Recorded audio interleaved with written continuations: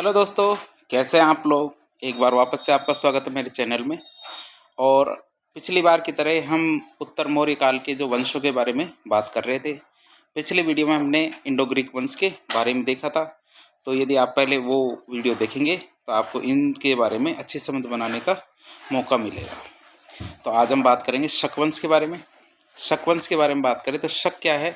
मध्य Asia की एक बर्बर जाति थी। शक क्या थे? एक बर्बर जाति थी। कहाँ की? मध्य एशिया की। अब क्या है, जो यूची कबीला था उन्होंने क्या है, शकों को हरा दिया। जो यूची कबीला था उन्होंने क्या किया? शकों को हरा दिया। अब यूची कबीले से हारने के बाद शक कहाँ जाते? तो उन्होंने क्या है, भारत की तरफ ना मुख किया, अर्थात भारत की तरफ चले आए। अर्थात मध्य एशिया में जो शक थे वो एक बर्बर प्रकार की जाति थी। यूची कबीले ने क्या किया? शकों को हरा दिया। अब यूची कबीले से हारने के बाद शक भारत की तरफ आ गए। और ये सब हमें कैसे पता चलता है? ये चीनी साहित्य में शकों के बारे में जानकारी मिलती है। और उन्होंने ये जानकारी मिलती है कि यूची कबीले से वो हार गए थे। अब चीनी साहित्य में शकों को क्या कहते थे? सई या सईवांग कहते थे। क्या कहते थे? सई या सईवांग कहते थे शकों को चीनी साहित्य में। और भारतीय साहित्य में शकों को क्या कहते थे? शीतियन। भारत में क्या बोलते थे? शकों को सीथियन कहा जाता था, जबकि चीनी साहित्य में शकों को क्या कहते थे? सई या सईवांग कहते थे। अब डेरियस का जो नक्श रुस्तम अभिलेख है, डेरियस का जो अभिलेख कौन सा? नक्श रुस्तम अभिलेख है, उसमें भी शकों का उल्लेख मिलता है। शकों के बारे में जानकारी हमें डेरियस के नक्श रुस्तम अभिलेख से भी मिलती है। अब शकों की बात करें तो भारत में शकों ने 4 शाखाएं स्थापित की थी। कहाँ कहाँ? तक्षशिला, मथुरा, उज्जैन और नासिक। कहाँ कहाँ स्थापित की थी? तक्षशिला, मथुरा, उज्जैन और नासिक, 4 जगह पे शकों ने अपनी 4 शाखाएं स्थापित की थी।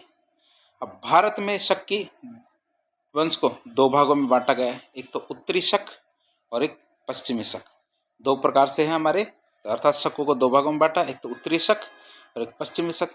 उत्तरी शक की बात करें तो हमारे तक्षशिला और मथुरा शुरू के 2 हैं, इनको तो हम उत्तरी शाखा के अंदर गिनते हैं। और फिर हमारे उज्जैन और नासिक है, इसको पश्चिमी शाखा के रूप में गिनेंगे। सबसे पहले हम देखेंगे उत्तरी शक। उत्तरी शक की बात करें तो उत्तरी शक में बात करें तो उत्तरी शक शाखा बाद में और भी 2 भागों में बट गई थी। कौन कौन से? हमारे तक्षशिला और मथुरा में। और पश्चिमी शक थे, ये भी क्या है, बाद में 2 भागों में बट गई थी, हमारे उज्जैन और नासिक। इन क्षेत्रों के अंदर इन्होंने अपना प्रभाव स्थापित किया था। अब हम इनके शासकों के बारे में बात करें। शकों के भारत के अंदर कौन से शासक थे? शक के शासक कौन कौन से थे? इनके अंदर हम रुद्रदामन और रुद्र सिंह तृतीय के बारे में पढ़ेंगे। रुद्रदामन और रुद्र सिंह तृतीय के बारे में पढ़ेंगे। कौन से कौन से वंश के शासक थे? शक वंश के शासक थे। सबसे पहले रुद्रदामन की बात करें तो शक वंश था, तो शक वंश का सबसे प्रतापी राजा कौन था? हमारे रुद्रदामन था। रुद्रदामन क्या था? शक वंश का सबसे प्रतापी राजा था। और वही बात रुद्रदामन ने क्या किया, ये हमने देखा था कहाँ, जो हमारा सातवाहन वंश था, तो सातवाहन वंश में एक शासक था हमारे वशिष्ठ पुत्र पुलमावी, जिसको वेदों में क्या कहा गया है? पुलोमा। तो पुलोमा या पुलमावी को उन्होंने रुद्रदामन ने 2 बार हराया था। रुद्रदामन ने क्या किया था? वशिष्ठ पुत्र पुलमावी को 2 बार हराया था। और बात करें रुद्रदामन की तो रुद्रदामन ने सुदर्शन झील का जीर्णोद्धार कराया था। रुद्रदामन ने क्या किया था? सुदर्शन झील है, इसका जीर्णोद्धार अर्थात इसका पुनर्निर्माण करवाया था। अर्थात रुद्रदामन ने सुदर्शन झील का क्या करवाया था? पुनर्निर्माण।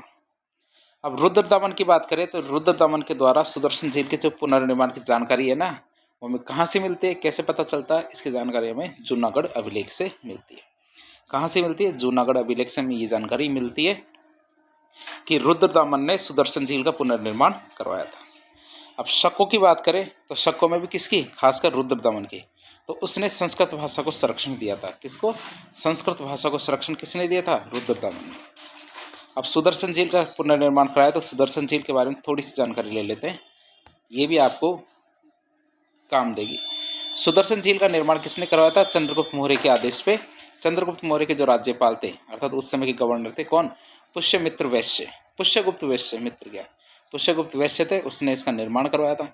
तो निर्माण की बात करते किसने की थी? चंद्रगुप्त मौर्य ने तो आदेश दिया था। और चंद्रगुप्त मौर्य का गवर्नर था कौन? पुष्यगुप्त वैश्य, इसने इसका निर्माण करवाया। अब पुष्यगुप्त कौन था? पुष्यगुप्त वैश्य सुदर्शन झील के पुनर्निर्माण के समय गिरनार का गवर्नर या राज्यपाल था। जो गिरनार है ना, तो वहाँ का राज्यपाल कौन था? गुप्त वैश्य। अब सुदर्शन झील के भारत के जो गुजरात राज्य है ना, वहाँ पे एक सौराष्ट्र जिला है, वहाँ पे गिरनार में एक पहाड़ी के पास में है सुदर्शन झील। अब मौर्य वंश के राजा की बात करें तो मौर्य वंश के राजा थे अशोक। तो अशोक ने आदेश दिया, और अशोक का उस समय का महात्म्य था कौन? महात्म्य कौन था? दुशासन। उसने फिर उस सुदर्शन झील का पुनर्निर्माण करवाया था। तो बनवाया तो किसने था? चंद्रगुप्त मौर्य ने। चंद्रगुप्त मौर्य ने बनवाया, और फिर पुनर्निर्माण के समय राजा कौन था? अशोक। अब जैसे जैसे समय गुजरता गया, फिर आया हमारा मौर्योत्तर काल। मौर्योत्तर काल में हमारे शक वंश आया। शक वंश के जो राजा थे रुद्रदामन, उन्होंने भी फिर आदेश दिया।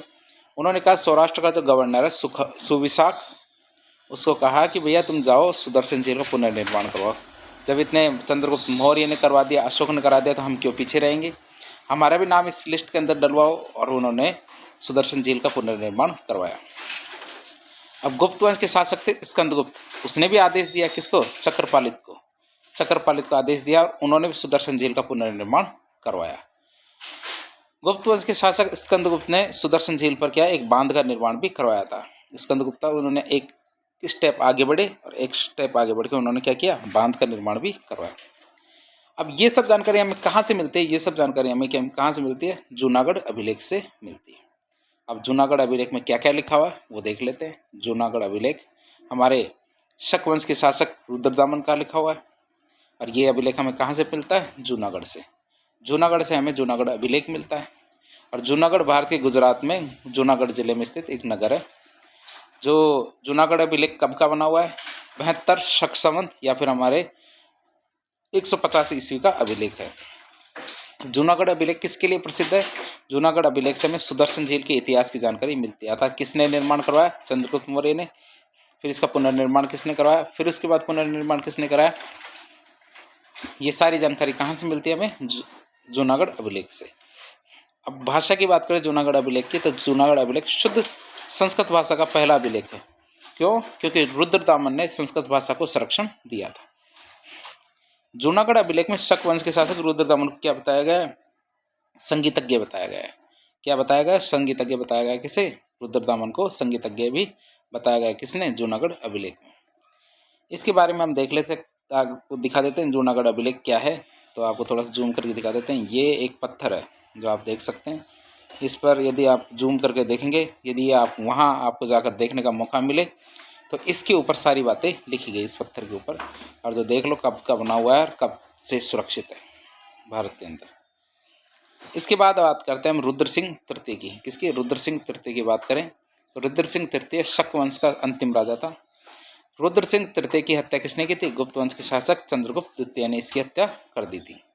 और चंद्रगुप्त द्वितीय ने क्या? रुद्र सिंह तृतीय की हत्या करके शकारी की उपाधि धारण की थी। कौन सी? शकारी की उपाधि, जिसको शिकारी भी कह सकते हैं। तो शकारी की उपाधि धारण की थी किसने? चंद्रगुप्त द्वितीय ने। तो इस तरह आज हमने शक वंश के बारे में देखा, शक वंश के अंदर रुद्र सिंह तृतीय के बारे में देखा, साथ ही साथ हमने रुद्रदामन के बारे में देखा। हमने जो सुदर्शन झील है इसके निर्माण पुनर्निर्माण के बारे में बात की, और हमारे शक वंश की स्थापना के बारे में बात की। तो इस तरह के जो इन्फॉर्मेटिव वीडियो देखने के लिए हमारे चैनल से जुड़े। यदि आपका कोई सुझाव है तो हमें कमेंट बॉक्स के माध्यम से बताएं, और चैनल को सब्सक्राइब करें, दोस्तों के साथ शेयर करें। धन्यवाद।